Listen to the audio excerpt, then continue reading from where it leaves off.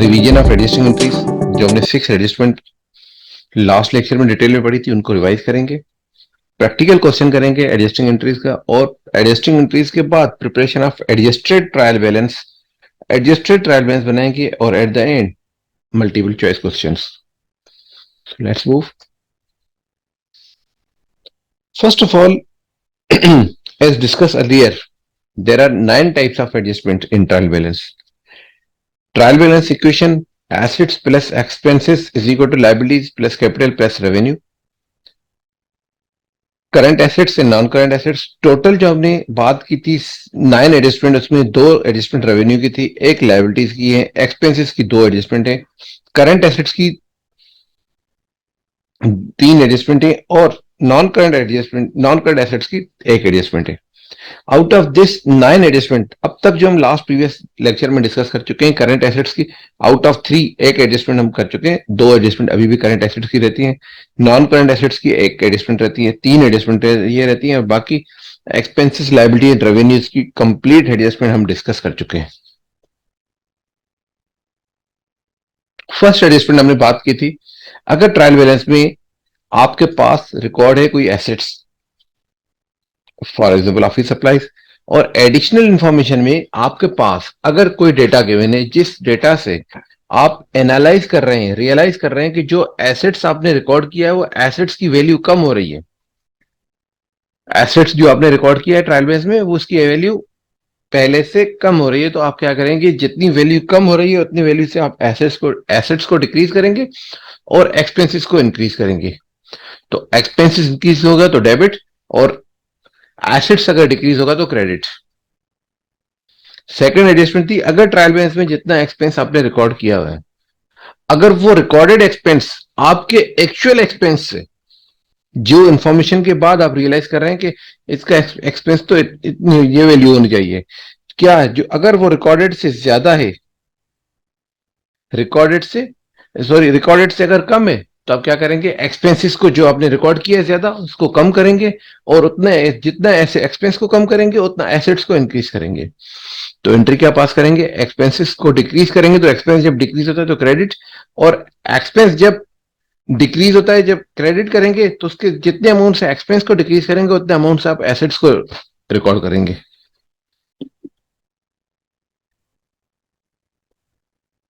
Third adjustment है कि अगर ट्रायल बैलेंस में आपने जो चीज रिकॉर्ड की हुई है, ट्रायल बैलेंस में अगर आपके एक्सपेंसेस रिकॉर्ड है और एक्चुअल एक्सपेंसेस आपके रिकॉर्डेड एक्सपेंस से ज्यादा है, इट मीन्स कि जो आपने एक्सपेंस रिकॉर्ड किए हैं वो आपके रिकॉर्डेड एक्सपेंसेस ज्यादा है, तो आप क्या करेंगे, एक्सपेंसेस को इंक्रीज करेंगे, और जितने अमाउंट से एक्सपेंस इंक्रीज करेंगे उतनी ही लायबिलिटीज को इंक्रीज करेंगे।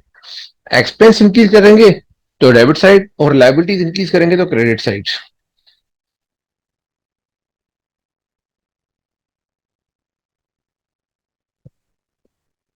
फोर्थ एडजस्टमेंट थी, अगर ट्रायल बेस में कोई लायबिलिटीज रिकॉर्डेड है और आपके एडिशनल इंफॉर्मेशन के बाद आप ये रियलाइज करें कि मेरी लायबिलिटीज जो रिकॉर्डेड है वो ज्यादा है, इससे कम होनी चाहिए, तो जितने अमाउंट से आप लायबिलिटीज को डिक्रीज करेंगे उतने ही अमाउंट से आप रेवेन्यू को इंक्रीज करेंगे।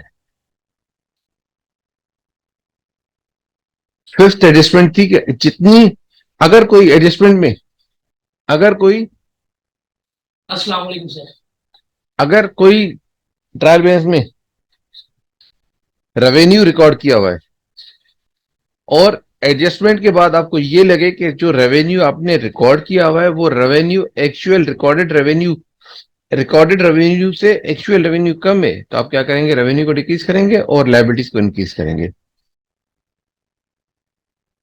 नेक्स्ट, अगर कमीशन इनकम, अगर आपके पास ट्रायल बेस के अंदर रेवेन्यू रिकॉर्ड है और रेवेन्यू आपका एक्चुअल रिकॉर्डेड रेवेन्यू से एक्चुअल रेवेन्यू ज्यादा है, तो आप क्या करेंगे, अपने रेवेन्यू को इंक्रीज करेंगे और उतना ही अमाउंट आप अपने पास एसेट्स को इंक्रीज करेंगे। मीन्स आप सर्विसेज दे चुके हैं, अब तक पेमेंट मिली नहीं। ये बेसिक एडजस्टमेंट थी 6। अब हम इन बेसिक एडजस्टमेंट के बाद हम एक सिंपल सा क्वेश्चन कर रहे हैं, the following are the pre adjustment balance of the balance taken from the ledger of Amjad company and month end adjustment on November 30, 2020। Trial balance में आपके पास डेबिट एंड क्रेडिट कुछ अमाउंट गिवन है, assets, liabilities, capital, expense, revenue, 5 elements आपके पास trial balance में given है। और एडजस्टमेंट से पहले फर्स्ट स्टेप आपको ये देखना है कि जो ट्रायल बैलेंस है डेबिट क्रेडिट क्या वो इक्वल है।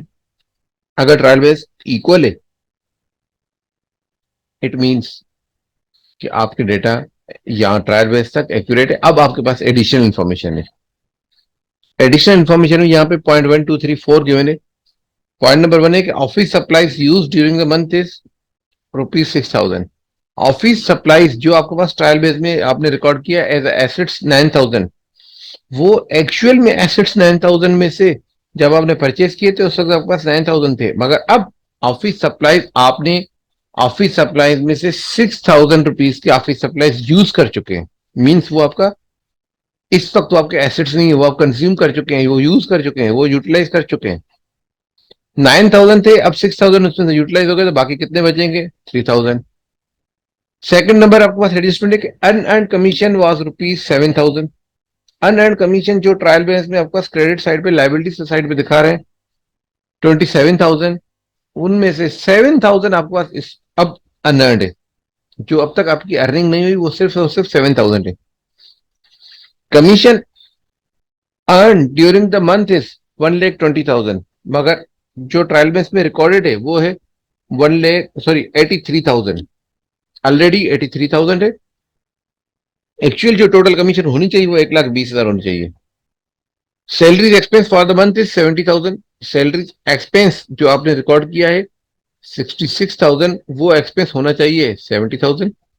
और rent expense for the year is 30,000। Rent expense जो आपने रिकॉर्ड किया है 36,000, वो 36,000 नहीं, वो 30,000 होना चाहिए।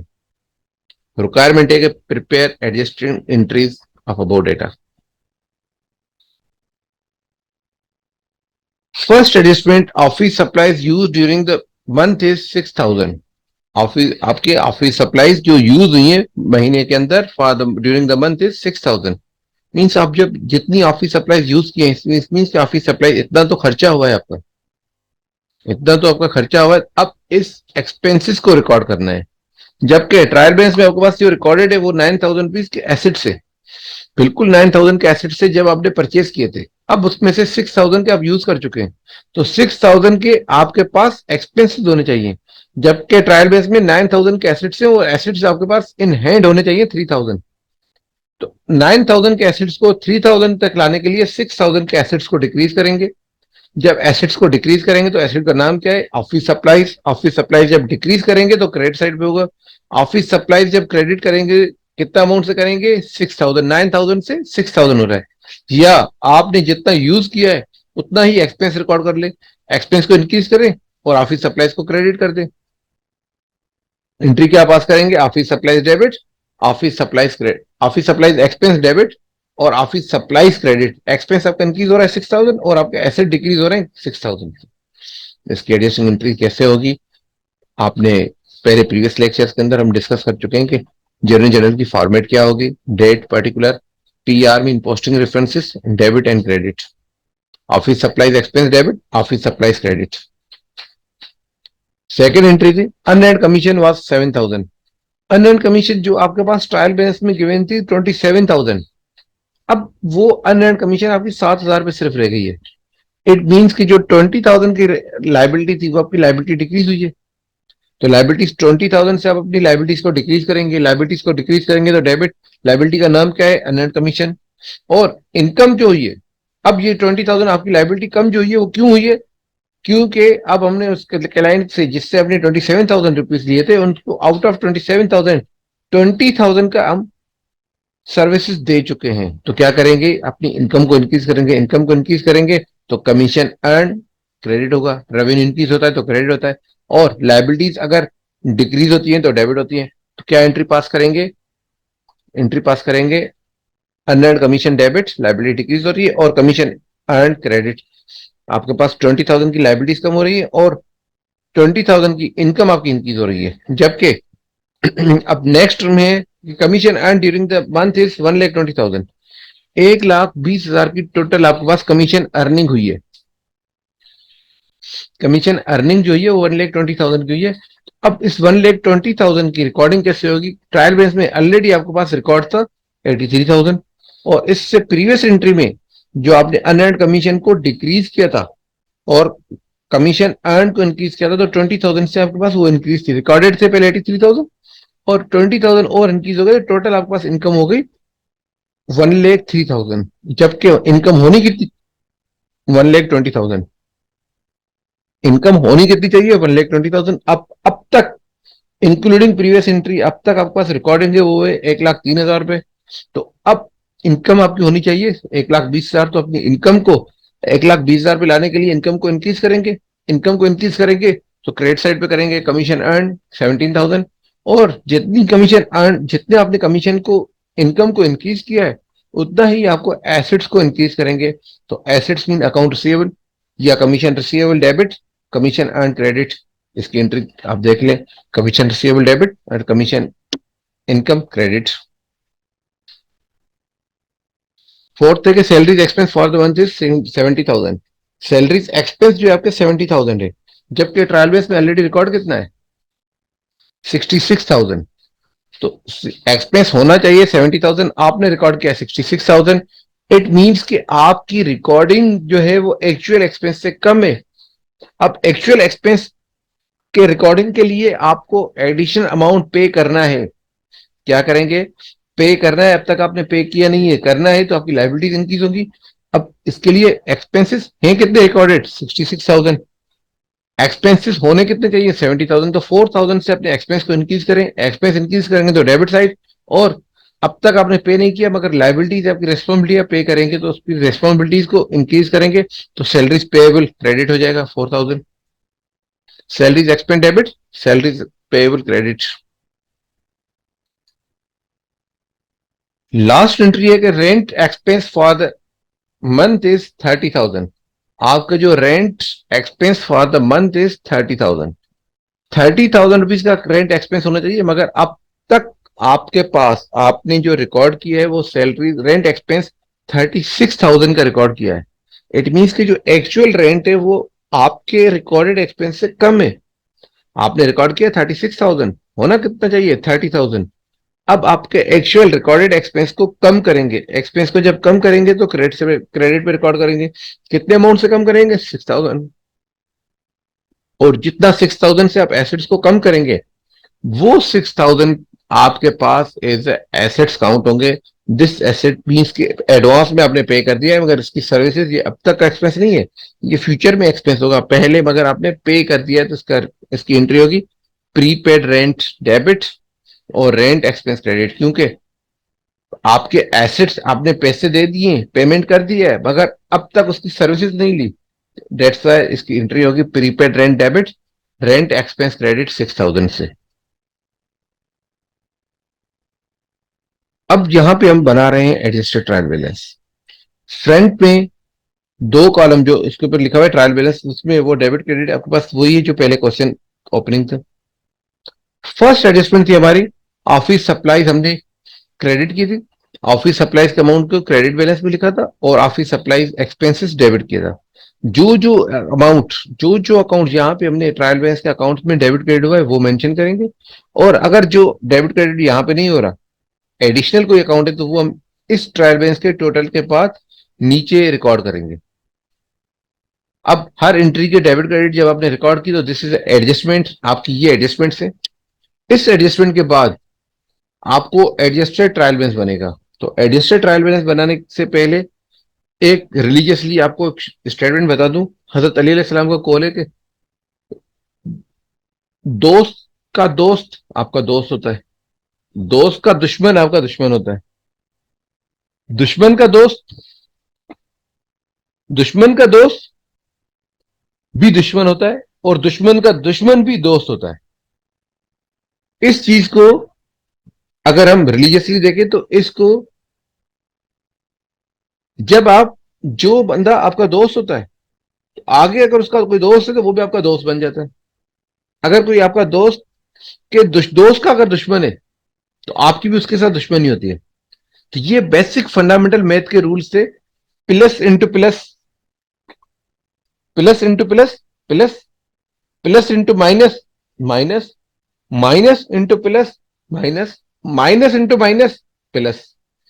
तो ये इस रूल को फोकस करते हुए हम अपनी ट्रायल बैलेंस और एडजस्टिंग में ये देखेंगे, जो हमने ट्रायल बैलेंस और एडजस्टमेंट में एंट्रीज बनाई है, कैश अमाउंट आपके पास डेबिट बैलेंस से, एडजस्टमेंट में ना डेबिट है ना क्रेडिट है, तो हमने सेम अमाउंट लिख दिया। अब हम इस पे इस मैथ के रूल्स को फॉलो क्या करेंगे, अगर ट्रायल बैलेंस में डेबिट बैलेंस है और एडजस्टमेंट में भी डेबिट बैलेंस है, तो दोनों अगर डेबिट है तो दोनों ऐड करके एडजस्टेड ट्रायल बैलेंस में डेबिट लिखेंगे।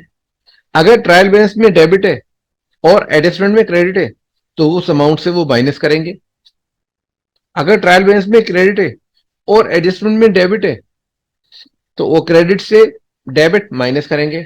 और अगर क्रेडिट बैलेंस है ट्रायल बैलेंस में और एडजस्टमेंट में भी क्रेडिट बैलेंस है, तो क्रेडिट क्रेडिट में ऐड करके एडजस्टेड ट्रायल बैलेंस में भी आप क्रेडिट बैलेंस में लिखेंगे।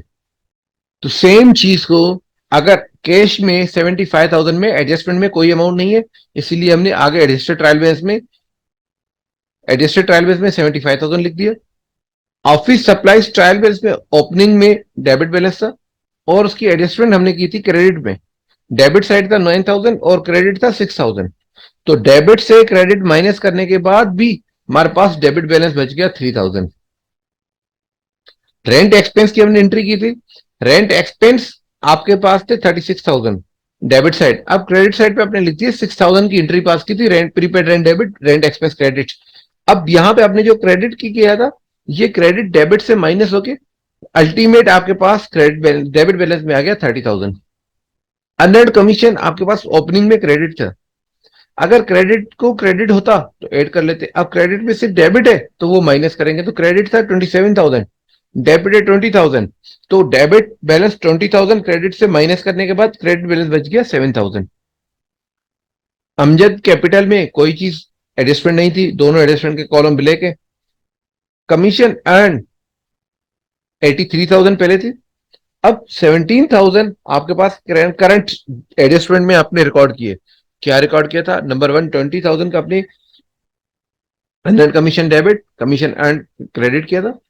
सेकंड चीज आपने कमीशन रिसीवेबल डेबिट किया था 17,000 से और कमीशन अर्न, तो 20,000 एंड 17,000 36,000 आपकी कमीशन अर्न जो है वो आपने कमीशन अर्न के ओपनिंग बैलेंस क्रेडिट बैलेंस में ऐड किया, तो आपके पास जो अल्टीमेट ट्रायल बैलेंस में बैलेंस आ रहा है क्रेडिट साइड पे वो आ रहा है 1,20,000, जो हमारे पास एक्चुअल डेटा में मैच होना चाहिए। सैलरीज एक्सपेंस जो आपका रिकॉर्ड था 66,000, 4,000 और आपने डेबिट बैलेंस रिकॉर्ड किया था, तो डेबिट डेबिट में ऐड होके अल्टीमेट आपके पास 70,000 रुपीज एडजस्टेड ट्रायल बैलेंस में आ गया। और इसके अलावा नीचे जितनी office supplies expenses, commission receivable, salaries payable, rent पे, प्रीपेड रेंट, ये अमाउंट ऑलरेडी हमारे पास नहीं थे, पहले ट्रायल बैलेंस में ये बैलेंस नहीं थे, तो जो हमने एडजस्टमेंट किए वही हमने एडजस्टेड ट्रायल बैलेंस में किए। अब एडजस्टेड ट्रायल बैलेंस को जब दोनों में डेबिट क्रेडिट को इक्वल करेंगे, मैच करेंगे, टोटल करेंगे, सम करेंगे, तो आपके पास इसका बैलेंस आएगा 2,07,000। अगर trial balance adjusted trial balance आपका इक्वल है, तो इट मींस कि आपने जो अकाउंटिंग की डेफिनेशन में हमने बात की थी रीचेकिंग की, तो रीचेक करने के बाद आपने उसको करेक्ट भी कर दिया। Last portion of this lecture is MCQs. First MCQs, Super Limited has taken a loan from Crescent Bank. Interest on loan is payable every quarter on March 31st, June 30, September 30, and December 31st. Loan amount is 500,000 and interest is 10% per annum. Per annum means per year. Due to financial problems, two installments were not paid on September 30 and December 31st. 5 lakh रुपए का आपने loan लिया है bank से, उस 5 लाख रुपए के loan पे 10% पर एनम आपको इंटरेस्ट पे करना है, मतलब कि 10% का मकसद 5 लाख मल्टीप्लाई बाय 10, 50,000, और उसको 4 इंस्टॉलमेंट में क्वार्टर में मीन्स के 50,000 डिवाइड बाय 4 करेंगे तो 12,500 रुपीज आपको पर क्वार्टर पे करना है। अब due to any reason, due to financial problems 2 quarter से आपने पे नहीं किया, इट मीन्स कि आउट ऑफ 50,000 हाफ आपने 2 क्वार्टर का पे कर दिया, 2 का पे नहीं किया, मीन्स के 25,000 आपने पे कर दिया, 25,000 आपने पे नहीं किया। What is the amount of interest liability, interest pay कितना पे करना है to be shown in the statement of financial position prepared on December 31 को जो आप स्टेटमेंट बना रहे हैं वो कितना आपको पे करना है।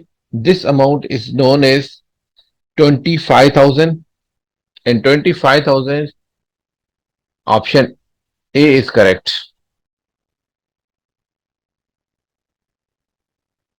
सेकंड एमसीक्यू,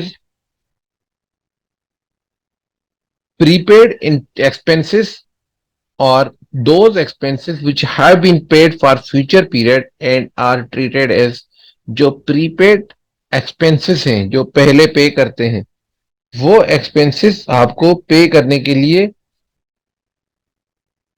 जो पहले पे कर चुके हैं और फ्यूचर में आपको मिलेंगे। दीज प्रीपेड मीन्स के फ्यूचर में बेनिफिट्स लेंगे, फ्यूचर में वो कंज्यूम होंगे।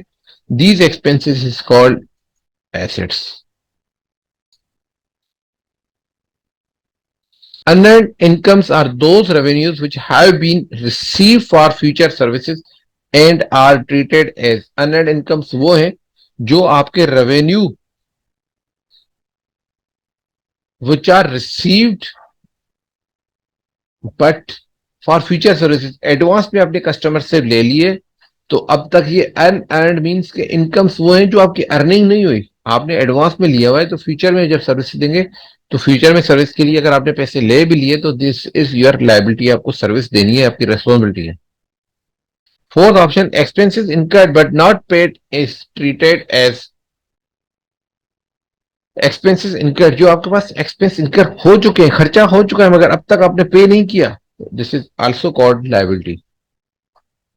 Last MCQs, MCQ number 5, rent paid on 1st September 2019 for the year end December 31st August 2020, 1st September 19 से लेकर अगस्त 2020 तक जो रेंट था वो 15,000 था, and rent paid on September 1st to August 31st 2021 was 18,000।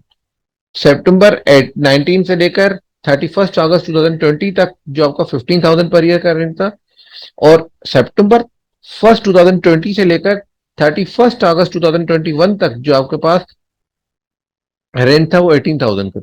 What figures for rent expenses should be shown in the income statement for the year ended, rent expense का amount 2022 में कितना होना चाहिए।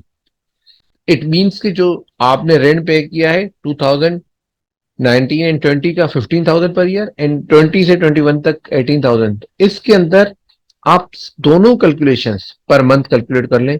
जो सितंबर 1st को आपने पे किया है 2019 में, अगस्त 31st अगस्त 2020 तक वो है 15,000 को डिवाइड करें 12 मंथ से तो पर मंथ आपका होगा 1250 रुपीज, 1250 रुपए हर महीने का रेंट होगा। तो 2020 में ये जो आपका रेंट है ये आपका 1250 मल्टीप्लाई हुआ है 8 मंथ तक, 31st अगस्त तक आपके पास ये रेंट था, तो ये अमाउंट आपका बचेगा 10,000 रुपए। ये होगा वो रेंट जो आपने सितंबर 2020 में पे किया, और रेंट एक्सपेंस 1 जनवरी 2020 से लेकर 31st अगस्त तक 8 महीने का रेंट होगा, वो होगा 10,000 रुपए।